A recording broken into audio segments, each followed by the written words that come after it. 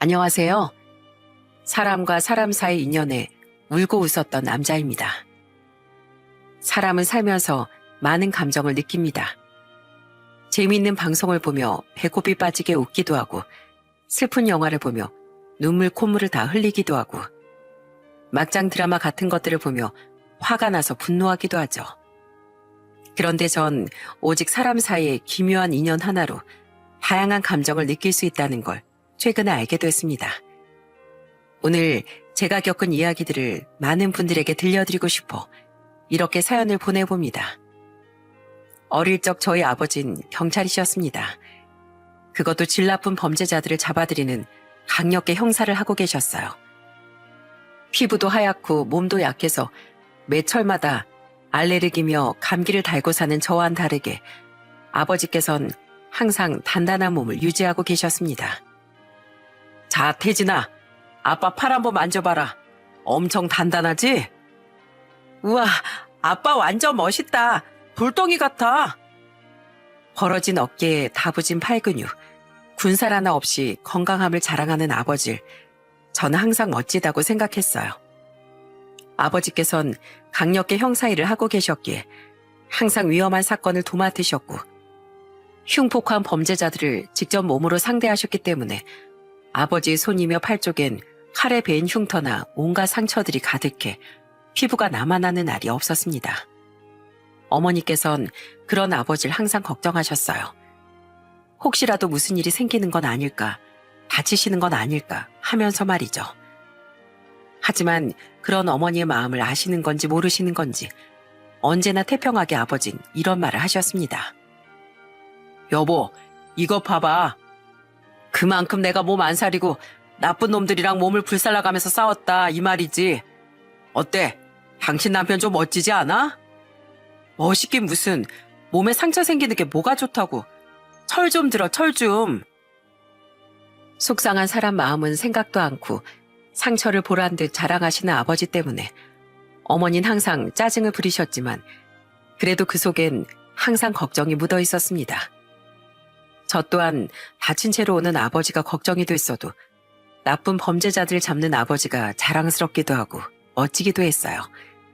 나도 언젠가 아버지 같은 어른이 될 수 있을까라는 생각이 들기도 했죠. 성격이 호쾌하신 아버지와 활발하신 어머니의 성격과는 다르게 저는 꽤나 소심한 편이었습니다. 게다가 남자치곤 덩치가 매우 왜소한 편이었기에 남자아이들 사이에선 놀림감 타겟이 되기 딱이었죠. 이를테면 종이를 접어서 저의 머리 쪽을 겨냥한다든지 교과서를 던진다든지 하는 것들 말입니다. 저는 그런 행동들을 당하면 항상 울먹거리며 아이들에게 작게 소리쳤어요. 얘들아, 그만해. 야, 그만 울어라. 남자가 그렇게 자주 울어서야 되겠냐? 게다가 나중엔 무더위에 상해버린 우유를 제 가방에 몰래 넣어놓고선 실수로 밟은 척 제 가방 안에서 터지도록 만들어 놓는다든지 이런 악질적인 장난들을 당하고서도 저는 찍소리 하나 못한 채로 그저 당하기만 하고 살았습니다. 당시엔 저보다 덩치도 크고 목소리도 큰 아이들이 정말 무서웠거든요. 솔직히 마음 같아선 100번이고 1000번이고 맞서 싸워야지 하고 생각했지만 그게 말처럼 쉽지가 않더라고요.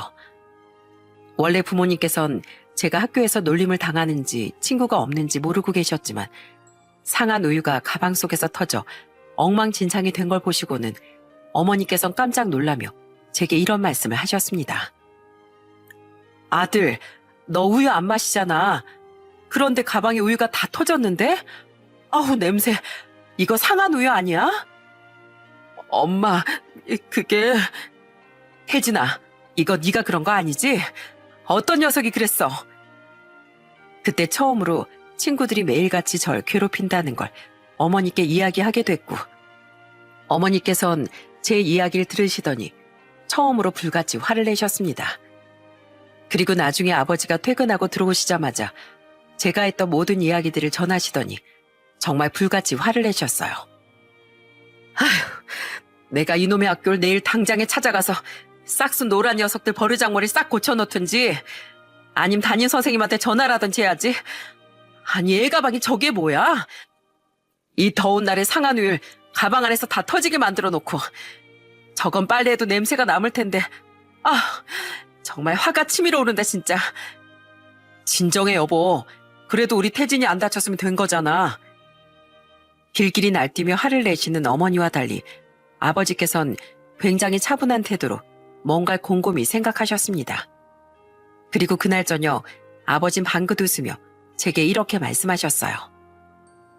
우리 아들 오랜만에 아빠랑 저녁 산책할까? 잠깐 우리 아들이랑 들를 곳이 있기도 하고. 들를 곳이요? 거기가 어딘데요, 아빠?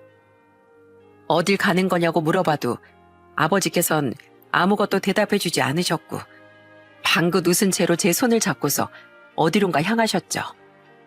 그렇게 아버지 손을 잡고 도착한 곳은 다름 아닌 한 태권도장이었어요.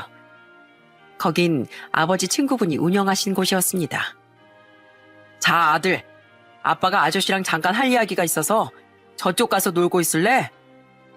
꽤나 넓은 도장엔 사람이 아무도 없었고 아버지와 아버지 친구분은 심각한 표정을 하고서 30분이 넘게 대화를 나누셨습니다. 저는 그동안 아무것도 하는 것 없이 도장의 구석에서 꼼지락거리며 손장난만 치고 있었죠. 태진아, 이리 와볼래? 그렇게 혼자 있다 아버지의 부름에 쪼르르 달려갔고 저는 거기서 놀라운 이야기를 듣게 됐습니다. 태진아, 태진이 내일부터 여기서 태권도 배울 거야. 태권도? 아빠, 나 태권도 한 번도 해본 적 없는데. 그리고 운동 힘들어서 하기 싫은데. 힘들어도 배워야 돼. 오늘 엄마가 많이 속상해 하시는 거 태진이도 봤지? 학교에서 애들한테 괴롭힘이나 당하고 그게 다 태진이 네가 체력이 약해서 그런 거야. 그런 녀석들이 놀리고 괴롭혀도 눈 하나 깜짝 안 하고 오냐. 괴롭힐 때면 괴롭혀 봐라. 어디 한번 갈 때까지 가보자. 이런 심산으로다가 맞서 싸워야지. 혜진아, 태권도는 그렇게 힘든 운동이 아니야. 지금 아저씨가 허리에 묶어놓은 띠 보이지? 이 띠도 나중엔 색이 달라진다. 혜진이 검은색 좋아하니? 네. 처음에 시작할 땐 하얀 띠로 시작하거든. 그런데 시간이 지나면 하얀 띠가 검은 띠로 바뀔 수도 있어. 우리 태진이가 건강하고 씩씩하고 튼튼해질 수 있게 이 아저씨가 열심히 가르쳐 줄 테니까 한번 열심히 배워보자. 이제부턴 아저씨를 관장님이라고 불러. 해보겠다고 대답은 했지만 그래도 운동의 운자도 모르는 사람이 해도 되는 걸까 걱정이 안 될 수는 없었습니다. 그리고 다음날 아침 등교를 하고 담임 선생님께서 반으로 들어오시자마자 회초리를 탁상 위에 소리내어 내려놓으시더니 아이들을 향해 이렇게 소리치셨어요. 여태까지 태진이 괴롭힌데 가담한 사람들 다 나와. 선생님의 말을 듣자마자 아, 어머니께서 학교에 전화를 주셨구나 하는 생각이 들었습니다. 담임 선생님께서는 원래 저렇게 화를 내시는 분이 아니었는데 저렇게 회초리를 들고 소리를 지르시는 걸 보면 아주 단단히 화가 나신 것 같았어요. 반 분위긴 순식간에 얼음물을 끼얹은 것 마냥 싸늘해졌고 저를 집중적으로 괴롭혔던 아이들 몇 명이 쭈뼛거리며 일어나서는 앞으로 나갔습니다. 같은 반 친구랑 사이좋게 지내도 모자를 파네. 뭐? 상한 우유를 가방 안에 넣어놔? 머리 위로 교과서를 던져? 너넨 벌이야. 실내화 벗고 양말 벗고 무릎 꿇어. 아이들은 깜짝 놀라며 그제서야 선생님께 잘못했다고 빌었지만 선생님은 한 번 더 소리를 지르셨고 녀석들은 울며 겨자 먹기로 실내화와 양말을 벗고선 무릎을 꿇었습니다. 교실 전체에 발바닥과 회초리의 마찰 소리가 크게 울려 퍼졌고 혼나는 아이들은 온통 울음바다가 되고 말았어요. 그날 이후부터 아이들은 저를 괴롭히지 않았습니다. 그날 맛봤던 발바닥 마찰의 맛이 어지간히도 아팠나 보더라고요. 그리고 확실히 깨달았어요. 아버지의 말씀대로 약한 체력을 조금이나마 키워야 되겠다는 것을요. 그래서 그날부터 저는 태권도장에 꼬박꼬박 나가며 주먹 찌르기, 발차기 등 정말 다양한 것들을 배웠습니다. 제 생에 태어나 처음으로 줄넘기 50번도 해봤는데 항상 10개 정도만 하다가 50번 정도라니 정말 죽을 맛이더군요. 힘들어서 헥헥거리는 저를 보면서 관장님은 이런 말씀을 하셨습니다. 넌 정말 니네 아빠랑 똑같구나, 태진아. 너희 아빠도 너만한 나이에 조금만 달려도 엄청 헥헥거렸었는데 지금이랑은 다르게. 네? 저희 아빠가요? 지금 모습만 보면 상상이 잘 안 가지? 그러니까 태진이도 그렇게 될 수 있어. 자세도 좀 서툴긴 하지만 처음 치곤 충분히 잘할 수 있고, 그리고 도장에서만 운동하는 게 아니라 밖에서도 시간 날 때마다 틈틈이 운동해야 체력이 더 느는 거 알지? 우리 태진이 잘할 수 있어. 관장님께선 제게 정말 잘해주셨습니다. 제가 아버지 아들이라 그런 것이 아니라 그냥 일반 학생들을 대하는 것처럼 정말 잘해주셨어요. 서툰 저의 자세도 잘 잡아주셨고 처음인데도 잘하고 있다며 격려도 해주셨죠. 그런 관장님 덕분에 조금씩 건강해지는 느낌을 받을 수 있었습니다. 단시간에 금방 몸이 튼튼해지는 건 아니겠지만 그래도 이전처럼 툭 치면 픽 하고 쓰러질 것 같은 약골은 아닌 것 같은 느낌이 들었어요. 흰 띠부터 시작해 빨간 띠에 이르기까진 오랜 시간이 흘렀습니다. 처음엔 잘 느끼지 못했는데 띠의 색이 변하기 시작하다 점점 가슴이 두근거리는 게 느껴지더라고요. 그렇게 저는 태권도의 운동 자체에 재미를 붙인 채 계속해서 운동을 했고 가끔씩 도장을 마치고 나면 아버지와 셋이 만나 동네 고깃집에서 고기를 먹고 들어가기도 했습니다. 그렇게 재미를 붙이고 태권도를 시작한 지 막 2년 차가 되던 12살 무렵 관장님께서는 제게 뜻밖의 소식을 전해주셨어요. 바로 도장문을 닫게 됐다는 것이었죠. 네? 갑자기 왜요? 태권도 배우려고 하는 아이들도 점점 줄고 거기다가 내가 몸도 요즘 많이 안 좋아져서 내놓게 됐어. 미안하다 태진아. 아니에요 관장님. 피치 못할 사정인 거잖아요. 어쩔 수 없는. 솔직히 너무 갑작스럽기도 하고 아쉽기도 했지만 어쩔 수 없는 이유였기에 아쉬움을 대놓고 드러낼 순 없겠다 싶었어요. 그러다 관장님은 저를 보고 웃으시며 말씀하셨죠. 난 널 처음 봤을 때 참 피는 못 속인다. 어쩜 저렇게 지네 아버지랑 똑 닮았을까 하고 생각하긴 했지만 소심하고 겁 많은 모습은 날 닮은 것 같다고 생각했어. 나도 어린 시절엔 아주 많이 소심했거든. 관장님이요? 난 어릴 때 친구들한테 내 의견 하나 제대로 말하지 못했었고 기어 들어가는 목소리로 말하곤 했었어. 그래서 아버지께선 그런 날 굉장히 답답해하셨지. 형은 나랑 다르게 운동도 잘했고 말도 많아서 항상 친구들이 많았어. 그런 형을 보고 내 모습에서 벗어나고 싶어서 무작정 운동을 시작하게 됐고 그렇게 시작한 운동을 지금까지 하게 된 거야. 신기하지 않니? 저도 관장님 같은 사람이 될 수 있을까요? 그럼 물론이지. 사람은 말이야 마음만 먹고 노력만 하면 충분히 좋은 방향으로 바꿀 수 있어. 비록 도장은 문을 닫아도 혜진이가 지금보다 더 건강하고 씩씩하게 자랐으면 좋겠다.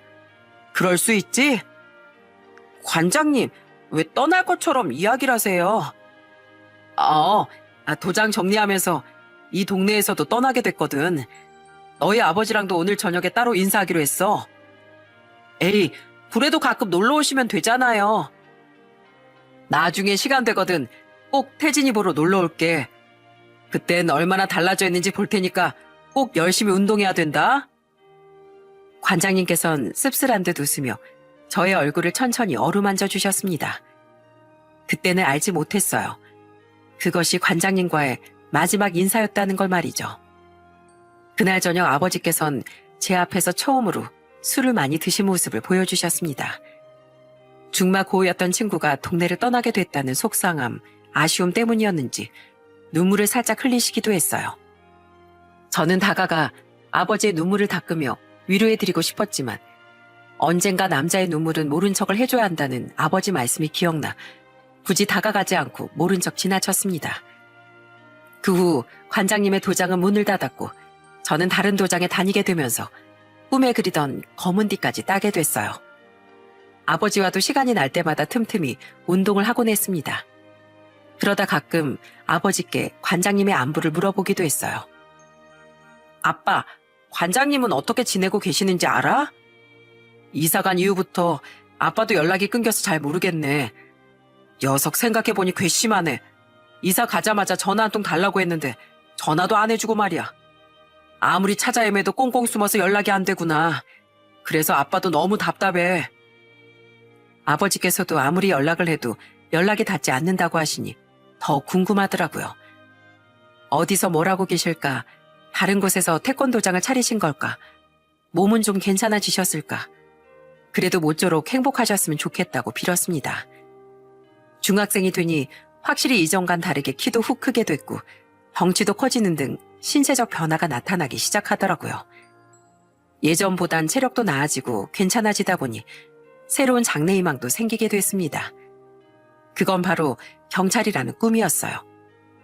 어린 시절부터 동경하던 아버지의 꿈을 나도 따라 걷자 하고 마음을 먹게 됐습니다. 그리고 부모님께 말씀드렸더니 어머님께선 단박에 반대를 하시더군요. 태진아, 아버지가 얼마나 힘들게 일하시는지 보고 자랐으면서 그런 소리가 나오니? 경찰이라는 게 결코 쉬운 게 아니야.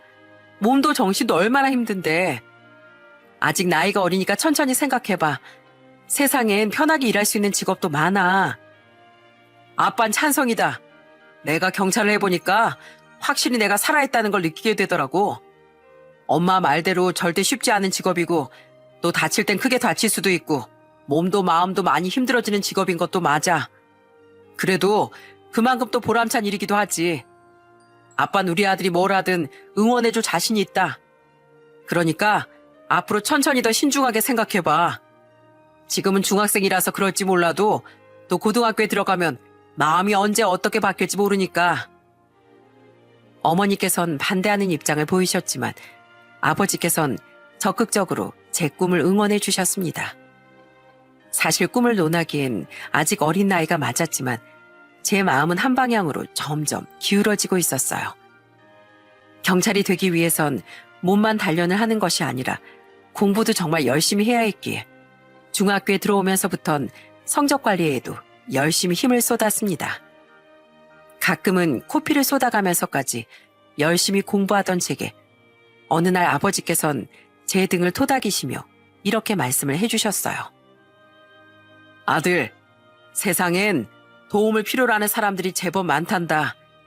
네가 정말 경찰을 꿈꾸고 있다면 아빤 네가 정의로운 경찰 그리고 많은 시민들의 손과 발이 되어주는 그런 경찰이 됐으면 좋겠다.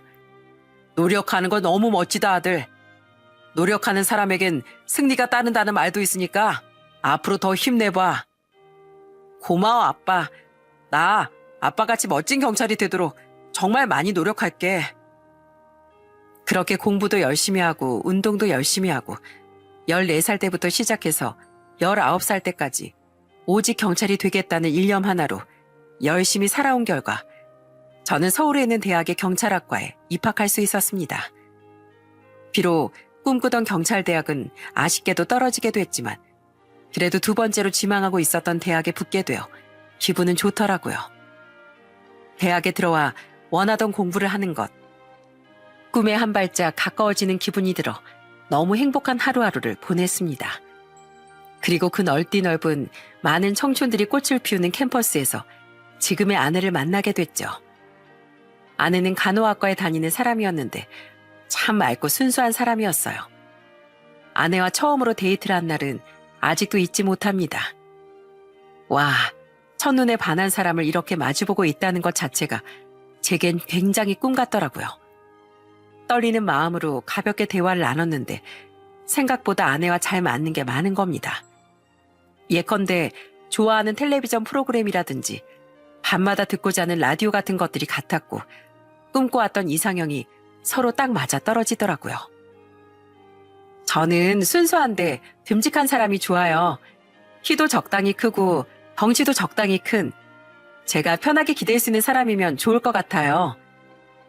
저는 눈이 맑고 빛나는 사람이 이상형이에요.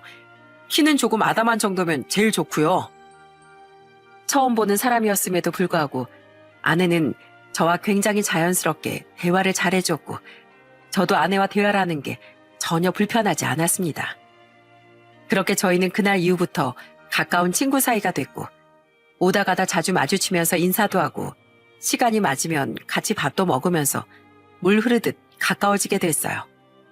그러다 한 달 정도 지난 후 친구 그 이상의 관계로 발전을 할 수 있었습니다.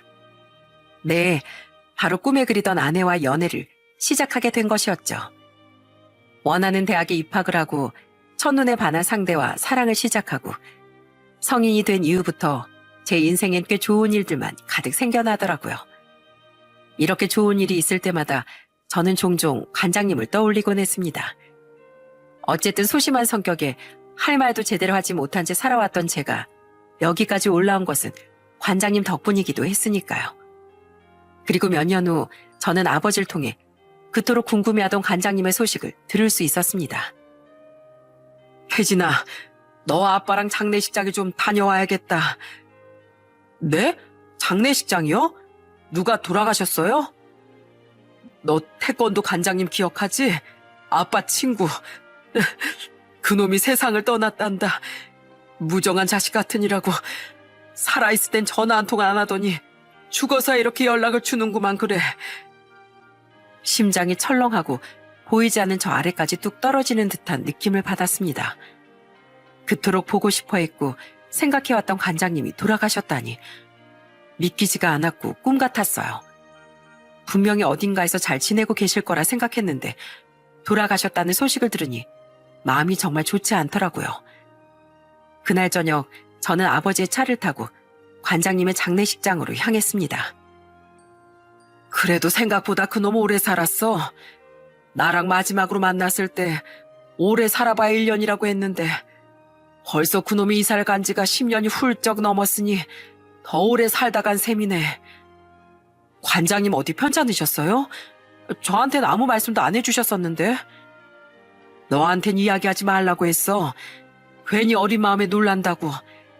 그때 말하길 혈액암이라고 하더라고. 병원에서도 뭐 심각한 수준이라고 했다던데 생각보다 치료가 잘 들었나 봐. 아휴, 참 헛헛하다 헛헛해. 어린 시절부터 이 아빠랑 단 한 번도 떨어진 적이 없던 놈이었는데 이사 간 후로 연락 한 통 안 하고 살다가 오늘에서 연락 온 게 세상을 떴다는 연락이라니. 가끔 아버지랑 관장님 보면 뭔가 특별한 관계구나 싶긴 했어요. 두 분 어떤 사이셨는지 물어봐도 돼요? 어릴 적 난 무척이나 몸이 약했었고 그 친구 녀석은 제대로 말 한마디 못할 정도로 소심한 성격을 가지고 있었어. 같은 반이 되어도 서로 있는 둥 없는 둥 대면대면하게 지냈었는데 가까워진 계기가 하나 있었지. 그게 뭔데요? 아빠 어릴 때 어머니 사고가 나서 돌아가시고 하나뿐인 형은 열병으로 세상을 떠났어.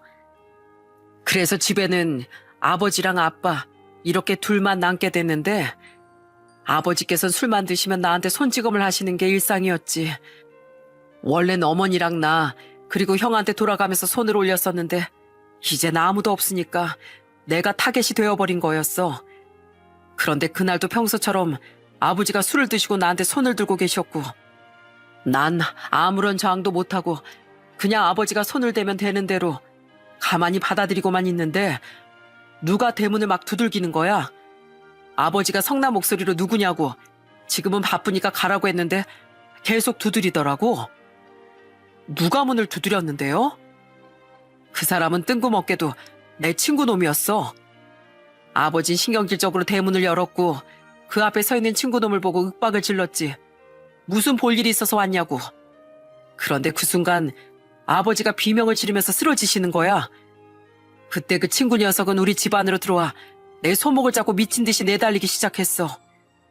난 체력이 안 좋아서 조금만 뛰어도 죽을 듯이 헥헥거렸는데 그 녀석은 힘든 날 질질 끌어가며 등에 업어가면서까지 내달렸어.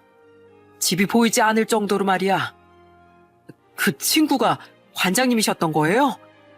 그렇지. 그렇게 정신없이 내달리다가 우린 쓰러졌고 난 너무 힘들어서 헥헥거리다 겨우 숨을 고르고 녀석한테 물어봤지. 어떻게 우리 집에 찾아왔느냐고. 그랬더니 내 몸에 있는 멍자국을 봤대. 친하지도 않았는데 그게 그렇게 마음이 쓰였다는 거야. 그래서 그 녀석이 나한테 말을 좀 붙여봐야지 하면서 내 뒤를 따라오다가 우리 집 들어갈 때까지 나한테 말을 못 걸었대. 그러다가 집 위치를 알게 됐고 어쩌지 하면서 돌아가려다가 이제 목격을 하게 된 거지. 그 시절엔 워낙에 그런 일들이 많아서 경찰에 신고를 해도 달라지는 건 아무것도 없었어. 그래서 어떻게 해야 하지 생각하다가 저지른 게 문을 두드리고 아버지 눈에 흙을 뿌리고서 냅다 도망을 치는 거였어. 와, 관장님 소심하셨다면서 용기 한번 대단하셨네요. 그러다 잡히기라도 하셨으면. 나도 그걸 물어봤지. 너 울아버지한테 잡혔으면 어쩔 뻔했냐. 이러니 잡을 테면 잡으시라고 해. 나도 한 대 시원하게 두드려 맞지 뭐. 이렇게 말하더라고. 그날 난 아무도 없는 친구네 집에서 하룻밤을 보내게 됐지. 혹시나 아버지에게도 혼날까 두려운 마음이 들어서. 그때부터 그 친구 녀석이랑은 둘도 없는 가까운 사이가 됐고. 그럼 할아버지 뭐라고 하셨어요? 네 친구 그 싹수 노란 놈 잡아와 라고 하시길래 싫다고 대들었지. 내가 왜 그래야 하냐고. 싫다고. 나도 이제 절대 당하고만 살진 않겠다. 마음먹은 거였지. 그리고 자라면서 친구랑 열심히 운동을 하면서 성장했고 내 몸이 커지기 시작하니까 아버지 몸은 점점 작아지더라고. 돌아가시기 전까지 나한테 미안하단 말 한마디 안 하셨지만 에휴, 아무튼간 그 녀석 덕에 내 삶은 많은 부분들이 변했어. 난 그 녀석 덕분에 용기를 얻었고 그 녀석도 날 만나면서 성격이 변했고 내 인생에 두 번은 없을 녀석이지. 아버지의 말을 들으면서 새삼 관장님과 아버지가 얼마나 애틋한 인연이었는지 특별한 사이였는지를 알 것 같아 마음이 시려왔습니다. 장례식장에 도착한 후 안으로 들어가자 제일 먼저 눈에 들어온 건 휠체어를 타고 있던 여자였습니다. 아버진 그 여자아이가 익숙한지 다가가 손을 잡아주시며 이렇게 말씀하셨어요. 가을이 잘 있었어? 아저씨 기억나지? 네, 기억나요. 저희는 옆에 계시는 관장님의 아내분으로 보이는 분께도 인사를 드리고 저를 올린 다음 부조금을 넣고 다시 차를 타고 집으로 돌아갔습니다. 아까 그 사람은 친구 녀석한테 하나밖에 없는 딸이야.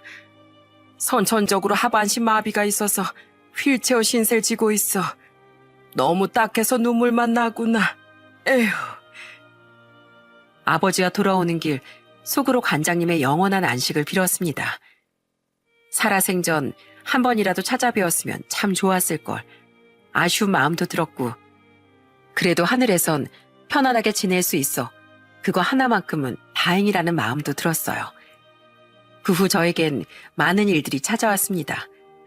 오래도록 연애를 한 아내와 결혼에 골인했고 대학 졸업 후 그토록 꿈에 그리던 경찰이 될 수 있었어요. 그 사이 아내도 간호사 국가고시에 합격을 하고 더불어 임신까지 해서 집안의 3가지 경사가 한 번에 찾아오게 됐답니다. 이 일을 다 치르고 나니 어느덧 제 나이도 30에 가까워져 있더군요. 처음 발령을 받은 곳은 한 동네 지구대였습니다. 와, 그런데 경찰서와는 달리 지구대엔 정말 별의별 사람들이 다 찾아오더라고요.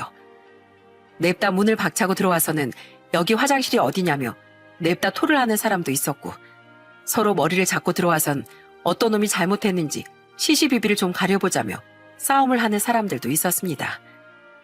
그런 사람들을 하루에 한 번 이상은 만났는데 정말 머리가 어질어질 하더라고요. 하지만 조용할 땐 또 조용했고 막내 직원이라고 많은 분들이 잘 챙겨주셨기에 크게 힘든 건 없었습니다. 그렇게 일을 하면서 관장님의 가족을 우연찮게 만나게 된 것, 그로부터 3년 정도가 지난 후 가족끼리 나들이를 가는 길에 서였어요. 좀 도와주세요. 저 사람이 제 가방을 가지고 갔어요. 소리를 듣고 본능적으로 뒤를 돌아보니 한 여자분이 휠체어에 앉아 소리를 지르고 있었고 저 멀리선 검은 옷을 입은 남자가 가방을 품에 끌어안고 달리는 게 보였습니다. 저는 금세 그곳으로 다가가 무슨 일이냐고 물었어요. 저 사람이 갑자기 저한테 다가와서 제가 안고 있는 가방을 순식간에 가져갔어요. 저 가방이 어떤 가방인데. 여자분은 한참을 어쩔 줄 몰라 하더니 본인이 쫓아가려 휠체어를 잡고 온몸을 덜덜 떨며 일어서다 앞으로 넘어지면서 얼굴을 다치고 말았습니다. 우선 저는 아내에게 여자분을 부탁한 다음 빠르게 경찰서에 신고를 한 뒤 날치기 범이 사라진 곳을 향해 달려갔습니다. 그런데 가방을 들고 튄 그놈 진짜 체력이 저질인 것 같더라고요. 얼마 가지도 못해서 골목길에 기대어 헥헥거리고 있는 겁니다. 야, 도둑질을 아무나 하는 줄 알아? 너같이 비리비리한 놈들은 뛰어가봤자 벼룩이야. 어딜 깜냥도 안 되는 게 콱. 그놈이 가져간 가방을 빼앗아 메고 목덜미를 잡고 질질 끌고 나오자마자 마침 타이밍 좋게 경찰차가 지나가길래 곧바로 날치기범을 넘겨주고선 가방을 들고 다시 그 자리로 후다닥 달려갔습니다. 다행히 저희 아내가 가방에 구급 약품을 항상 챙기고 다닌 덕에 얼굴에 생긴 상처는 다 처치가 됐더라고요. 여기 가방 찾아왔어요. 그놈 얼마 못 가서 자기 혼자 진짜 쓰러져 있더라고요. 네, 맞아요. 정말 감사합니다. 이거 저한텐 정말 소중한 가방이거든요. 감사합니다. 여기에 저희 전 재산 70만 원이 있었어요. 이 돈 없으면 엄마와 전 굶어 죽었을지도 몰라요. 정말 감사합니다. 여자분은 가방을 받고서 소중한 듯 꼭 끌어안더니 눈물을 글썽거렸습니다. 초라한 모습으로 가방을 든 그 여자를 보고 전 두리번거렸어요. 꼭 어디선가 본 것 같은 얼굴이었죠. 그리고 혹시 보호자가 없나 싶은 마음에 두리번거리던 그때였습니다. 가을아, 거기서 뭐하고 있어? 가을이라는 이름을 부르며 저 멀리서 아주머니 한 분이 후다닥 달려오시는 겁니다. 가을, 굉장히 익숙한 이름, 한 번쯤 들어본 이름인데 어디서 들어봤더라? 생각을 하다가 점점 가까워지는 아주머니 얼굴을 보고서 저는 정말 깜짝 놀라 소리를 지를 뻔했습니다. 뭐야 당신? 왜 그래? 그 아주머니와 휠체어를 탄 여자분은 바로 관장님의 아내분과 딸이었던 겁니다. 한 번밖에 스쳐가듯 보지 못했지만 가을이란 이름을 가진 휠체어를 탄 여자, 그리고 장례식장에서 봤던 아내분의 얼굴과 닮아있는 아주머니, 그걸 보고서 알아볼 수 있었습니다. 너 얼굴이 왜 그래? 다쳤어? 무슨 일이야? 엄마, 아까 어떤 나쁜 놈이 내 가방을 훔쳐갔었는데 여기 이분이 가방 찾아주셨어. 어머, 그런 일이 있었어? 아이, 감사합니다. 정말 감사합니다. 저희가 행색이 이래서 뭐 어떻게 살을 해드려야 할지. 아닙니다. 제가 경찰이라 당연히 그런 놈들을 보면 못 참죠. 해야 할 일을 한 것뿐입니다. 그런데 혹시 예전에 한동체육관 운영하셨던 관장님 아내분이랑 따님 맞으시죠? 저 관장님 제자예요. 장례식장에도 갔었는데 저 기억 안 나세요? 제가 지켜보다 아는 척을 하자 아주머니의 눈이 휘둥그레지더니 이내 제 시선을 쓱 피하고선 여자분의 휠체어를 잡고서 이렇게 말을 하셨습니다. 얼굴 보니 기억이 날 것도 같네요. 우리 딸 가방 찾아준 건 고마워요. 근데 더 많은 거 물어보지 않았으면 좋겠어요. 가을아, 가자. 이전과는 다르게 초라한 행세, 며칠을 감지 않은 듯한 머리에 계절에 맞지 않는 옷, 당황한 듯 말을 얼버무리며 떠나버리는 아주머니와 딸의 모습에 적잖게 당황스러울 수밖에 없었습니다.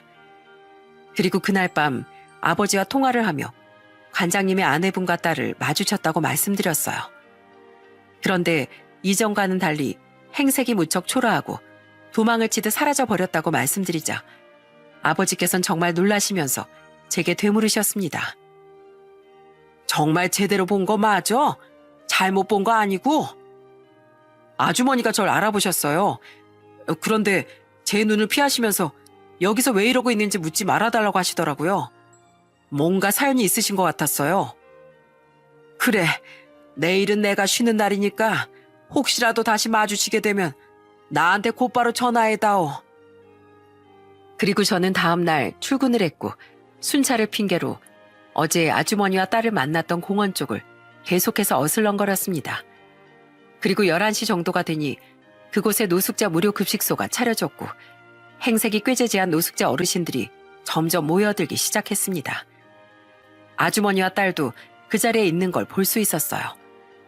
그걸 본 저는 아버지께 급히 문자를 드렸고 두 분은 식사를 다 끝내고서도 한동안 계속 그 자리에 계셨어요.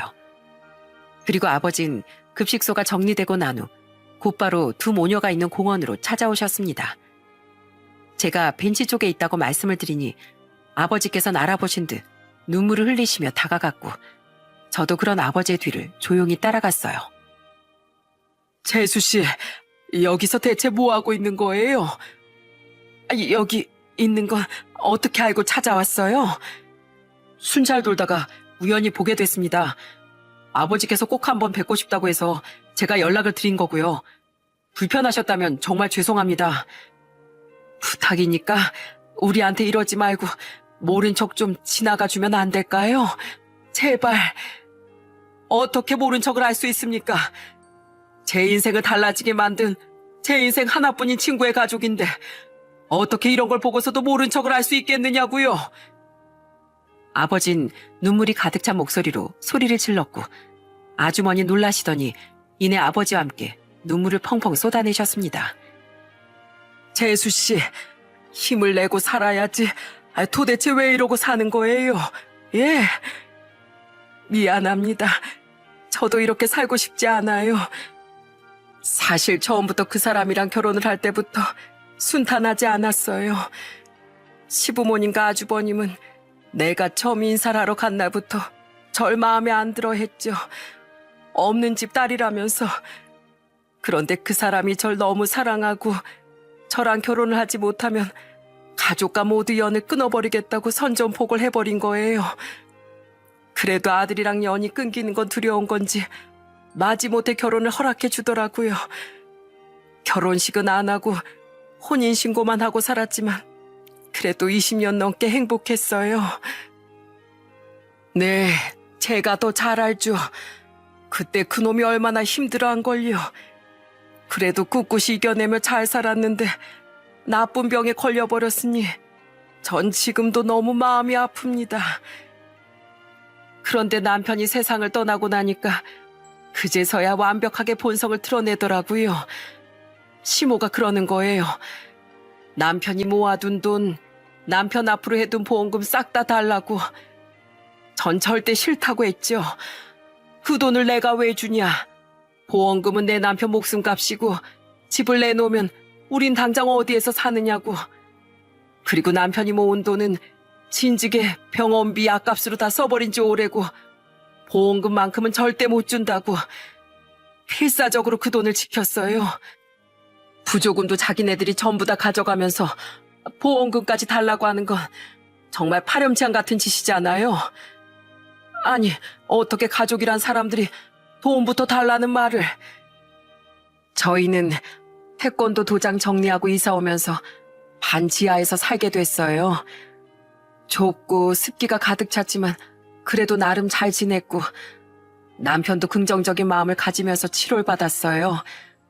처음 의사는 얼마 못 산다고 했는데 남편은 아주 기적처럼 치료를 받고 나아졌습니다. 근데 완치 판정을 목전에 두고 또 재발이 되고 말았죠. 우린 그래도 희망의 끈을 놓지 않았어요. 남편은 이번에도 치료를 잘 받아 나아지는가 하더니 갑자기 위중해져서 하늘나라로 가고 말더라고요.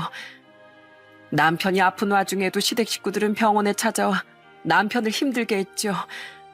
네가 결혼만 잘해서 봐라. 이렇게 아플 일이 있겠나 하면서 장래 내내 절 마치 남편 잡아먹은 악귀 취급을 했어요. 진짜 남편을 잡아먹은 사람은 자기들이면서. 그동안 그런 일이 있었을 거라곤 꿈에도 생각 못했어요. 그래도 보험금만큼은 정말 철저히 지켰어요. 어떻게든 먹고 살아야 하니까. 그래서 허드렛 일도 하고 식당 일도 하고 온갖 걸 다 하면서 악착같이 살았어요. 그러다 얼마 전에 친구가 제게 추천하고 싶은 게 하나 있다면서 저를 꼬드기더군요. 투자만 하면 큰 돈을 벌 수 있게 해준다면서 2천만 원 정도만 주면 큰 돈을 만질 수 있게 해주겠다고. 그러기에 그 말에 속아서 남편 보험금으로 아껴놨던 2천만 원을 그만 건네고 말았어요. 2천만 원으로 큰 돈을 만질 수 있겠다고 해주는데 전 그 말에 넘어가고 말았습니다. 원금의 2배를 준다고 하니 그 돈이면 저와 가을이가 좀 더 나은 인생을 살 수 있을 것만 같았거든요. 근데 어느 날부턴가 연락이 안 되더라고요. 한마디로 제 뒤통수를 친 거였습니다. 전 친한 친구가 제게 배신할 거라곤 꿈에도 생각 못했고요. 전 바보였어요. 세상 물정도 모르는 바보요. 설상가상으로 집은 이번에 내린 폭우 때문에 지하가 잠겨서 모든 걸 다 잃어버렸습니다. 집주인은 어차피 계약이 끝났으니 저희 보고 나가라고 했고요. 그래서 2주 전부터 찜질방과 노숙을 전전하며 지내고 있었습니다. 남은 건 몸뚱아리랑 옷, 그리고 남편이 선물해줬던 딸의 가방뿐이었어요. 아주머니는 그 자리에서 주저앉아 통곡을 하셨습니다. 심지어는 입고 있는 옷들도 새벽 헌옷 수거하면서 버린 옷들을 주워다 입는다는 소리에 저희는 정말 까무러치게 놀랄 수밖에 없었어요. 지금 들은 이야기가 정말 실제 이야기가 맞는지 의심스러울 정도였죠. 아버지께선 묵묵히 그 말을 들으시더니 아주머니의 손을 덥석 잡고서 이렇게 말씀하셨습니다. 당분간 지낼 거처를 마련해 줄 테니까 우선 자리를 옮겨요, 재수씨. 날도 더운데 이렇게 밖에서 생활하면 나중엔 더 험한 일 생겨요. 그러니까 제발 그렇게 합시다. 어떻게 그럴 수가 있겠어요? 신세지고 싶지 않습니다. 제가 친구놈 덕분에 인생 바뀐 거 생각하면 그 정도는 아무것도 아니에요. 친구 녀석 덕분에 제 아들도 인생이 달라질 수 있었고요. 그러니까 그렇게 하세요. 그게 하늘에서 지켜보는 사람 입장에서도 훨씬 마음 편할 테니까. 그리고 난 퇴직했지만 우리 아들이 경찰이니까 사기 피해 당한 건 우리가 도와줄 수 있는 부분이 없는지 알아볼게요. 그러니 제발 제 호의를 거절하지 말고 받아주세요. 결국 아버지의 말에 두 분은 근처 원룸에 자리를 잡았고 그날부터 저와 아버지는 사기 피해 보상을 받을 수 있는 방법에 대해 백방으로 알아봤습니다. 어떻게 해서든 시간이 조금 오래 걸린다고 하더라도 도울 수 있는 방법이 없을까 했는데 다행히 사기 피해 구제 제도가 마련이 되어 있어 그 부분에 도움을 받아보기로 했어요. 그리고 이 얘기를 어머니와 아내에게도 말했고 혹시 옷가지 같은 것들을 좀 사서 챙겨줄 수 있겠느냐 부탁했더니 흔쾌히 알았다고 하더라고요. 아무래도 같은 여자라 이런 부분을 좀 더 세심하게 챙길 수 있지 않을까 싶어서였어요. 어머니와 아내는 옷과 함께 반찬이나 마실 것, 그리고 필요한 가재도구 같은 것들도 함께 챙겨서 그곳으로 가져다 주셨습니다. 두 분이 원룸에서 지내시는 동안 저희 식구는 두 분을 위해 정말 사소한 부분들까지도 도움을 드렸어요. 이전보단 조금 더 행복하게 잘 지낼 수 있길 두 손 모아 바라면서 말이죠. 그리고 시간이 지나 아주머니께선 피해액을 그대로 돌려받으실 수 있었습니다. 범인을 잡았냐고요? 다행히 범인들은 잡았지만 안타깝게도 이미 돈들은 허공에서 사라진 상태였습니다. 아버지는 아주머니께서 기대를 많이 하고 계실 텐데 도움을 드리지 못했다며 소주잔을 빈속에 연거푸 마셨습니다. 가슴이 아프구나. 정말 도와주고 싶었는데 내 능력이 이것밖에 안 되다니. 아버진 최선을 다하셨잖아요. 나쁜 놈들이 마음먹고 사기치는데 그걸 어떻게 이길 수 있겠어요. 그리고 콩밥 먹게 했으니까 그나마 다행이라고 생각해요.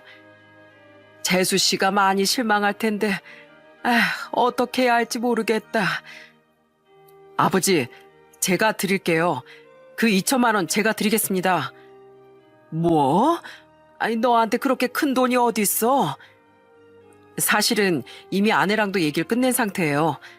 제가 어렸을 때부터 남자다고 자신감을 갖게 해준 분의 가족이라고 말했어요. 근데 지금은 너무 고통받고 살고 계셔서 돕고 싶다고요. 그랬더니 제 아내도 흔쾌히 동의하던데요. 돈은 이럴 때 쓰는 거라면서요. 언젠간 우리한테 복으로 돌아올 거니까 꼭 도와달라면서 말이에요. 그러니까 아버지, 술 그만 드시고 자책하지 마세요. 아이고, 내가 왜 진작 그 생각을 못했을꼬. 우리 아들네 부부가 나보다 훨씬 생각이 깊고 착하구나. 됐어. 이 애비가 알아서 처리하마. 사람은 은혜를 받았으면 갚아야 되는 것이겠지. 아버진 그렇게 말씀하시며 다음날 아주머니께 3천만 원을 건넸습니다. 2천만 원은 피해받은 금액이고 1천만 원은 포기하지 않고 힘내라고 주신 돈이셨죠. 솔직히 그때 당시 저희 아버지의 상황도 좋지 않은 상태였습니다. 자세히는 말씀 못 드리겠지만 넉넉한 상황은 아니셨어요. 하지만 아버지는 오랜 친구의 가족들을 끝까지 외면하지 않으셨습니다. 아주머니께선 아버지의 돈을 계속 거절하시다가 우리 가족의 설득 끝에 눈물을 뚝뚝 흘리시며 이렇게 말씀해 주셨죠. 정말 감사해요. 저희가 이런 돈을 받을 자격이 있는 건지, 이렇게 온 가족이 저랑 저희 딸 하나 돕겠다고 이렇게 손 내밀어 주고 도와준 거, 저 죽어서도 잊지 못할 겁니다. 정말로요. 저희가 은혜 입은 거에 비하면 이 정도는 그냥 당연히 해드려야 하는 일이었어요. 우린 누구보다 특별한 인연을 가지고 있는 사이잖아요. 앞으로 힘들거나 어려운 일이 있으면 꼭 연락 주세요. 언제든지 달려와 도와줄 수 있는 부분들은 모두 도울 테니까요. 그 이후 아주머니와 따님은 저희 동네와 가까운 동네로 아예 이사를 오게 됐습니다. 아버지 어머니께서 나라에서 시행하는 임대주택을 알아봐 주셨고, 나라에서 도움받을 수 있는 복지들을 전부 세세하게 도움받을 수 있도록 해주셨거든요. 그리고 아버지 어머니께선 수시로 방문하며 반창거리며 이것저것들을 챙겨주고 계십니다. 그리고 가을인 원래 특수학교를 졸업한 후로 취업도 못하고 계속해서 바깥 생활을 했었다고 해요. 그런데 이사를 오고부턴 복지센터를 다니게 됐고, 그곳에서 진행하는 재활 프로그램을 통해 이제는 조금씩 재활 훈련을 하고 다닌다고 하더라고요. 어두웠던 두 분의 표정에 생기가 띄어서 얼마나 기분이 좋은지 모릅니다. 민중의 지팡이가 되겠노라는 꿈을 진짜로 이룬 것 같은 기분도 든달까요? 그리고 한 번은 다 같이 관장님이 잠들어 계시는 앞골당으로 가서 인사를 드리는 날도 있었습니다. 아버진 관장님의 사진을 옷소매로 닦아주시면서 이렇게 말씀하셨어요. 이놈아, 놔두고 먼저 가니까 편안하냐? 이 매정한 놈. 우리 인생은 이렇게 하나같이 다 바꿔줘 놓고서 정작 우리한텐 그 은혜 갚을 시간도 안 주고 말이야. 그동안 하늘에서 걱정 많았지? 이젠 걱정하지 말고 마음 편히 푹 쉬어. 재수 씨랑 가을인 우리가 잘 돌보고 있을 테니까. 친구야, 사랑한다. 한동안 앞도 보이지 않는 어둠 속을 걸으며 어떻게 살아나가야 하지 많은 고민을 하셨을 아주머니와 가을인, 지금은 다행히 행복이란 이름 아래 잘 지내고 있습니다. 그날 그 광경을 목격하지 않았더라면 어떻게 됐을까? 아마 지금까지도 이 무더운 날 길거리를 전전하며 살고 계시지 않았을까 하는 생각도 들지만, 그래도 이젠 아무런 고민 없이 잘 지내고 있어 참 다행이라는 생각만 듭니다. 세상엔 이렇게 이어지는 관계도 있구나 싶어 새삼 신기함을 느끼게 되는 요즘입니다. 더불어 지금 제 옆에 있는 사람들에 대한 소중함도 깨닫게 됐어요. 세상의 모든 연은 돌고 돈다고 합니다. 지금은 아쉽게 헤어졌지만 언젠가 억겁의 시간이 지나 다시 만나게 될지도 모를 일입니다. 그러니 옆에 있는 모든 사람들을 소중히 하는 삶을 살아가길 바라는 마음을 담아 이렇게 사연을 보내게 됐습니다. 저의 이야기는 여기까지입니다. 끝까지 들어주셔서 진심으로 감사합니다.